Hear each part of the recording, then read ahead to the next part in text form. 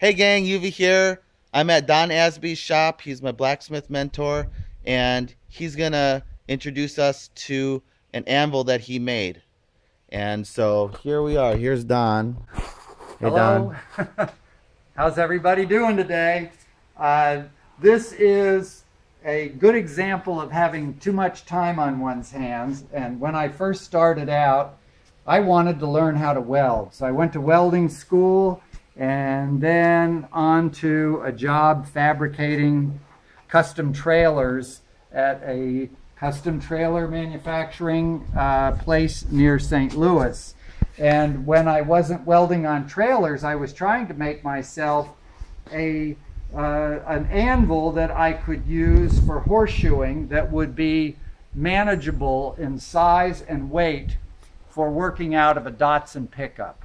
And I wanted something that weighed about 80 pounds, and I wanted something that had a nice full horn that would lend itself for shoe shaping, and also a decent clip horn.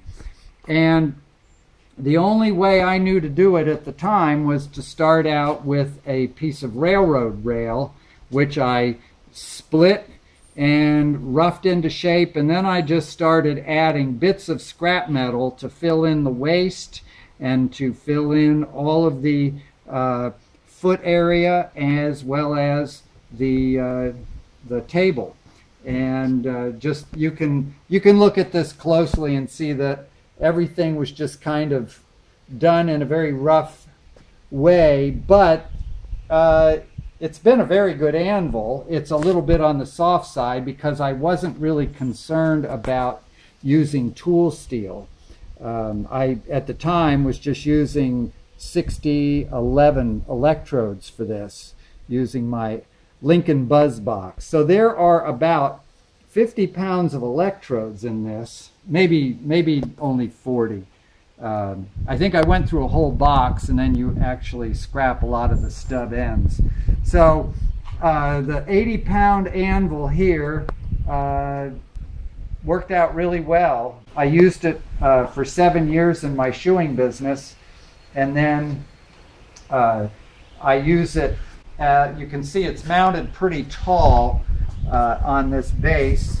I wanted it tall because it lends itself to working on little things, little fussy things, and that's what this is good for. It's good for riveting small items, and just goes to show you what you can do with a bucket full of scrap metal and a chunk of railroad rail. Turn this around.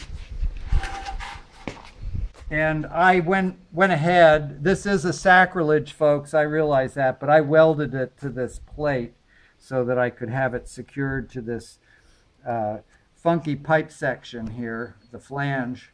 And I wouldn't recommend doing that with just any anvil, but it works okay for me. There was a specific use I had in mind when I came up with fastening it here, and I've just never taken it off. And it'll stay that way. This is my original logo. I used that logo. It's a D, an A, and a B for Don Asbee Blacksmith. I always wondered about that. Yep, and the problem was I'd stamp that in my fire tools, and then if you looked at it upside down, it looked like Mickey Mouse.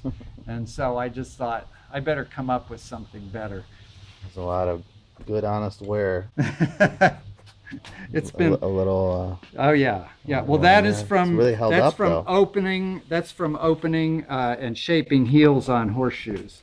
Yeah, that was often used as, in much the same way you would use a stall jack for shoeing. Awesome. So that is what I did. Beautiful. Thank you. All right, guys. Well, quick little visit with Don at his shop. Hopefully there'll be more of these quick little videos.